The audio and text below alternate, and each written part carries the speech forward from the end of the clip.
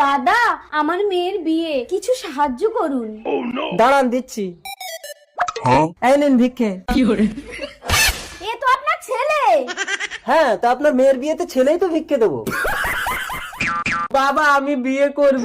আমাকে না বাবা, তুমি চলো, আমার মেয়েকে বিয়ে করবে। দেখবেন, আমার ছেলে কিন্তু অন্ধ, ও আবার যাকে তাকে বিয়ে করে নেয়। কোনো সমস্যা নেই, আপনি যে ছেলেকে ভিক্ষে দিয়েছেন এটাই অনেক। চলো বাবা, বিয়ে করবে।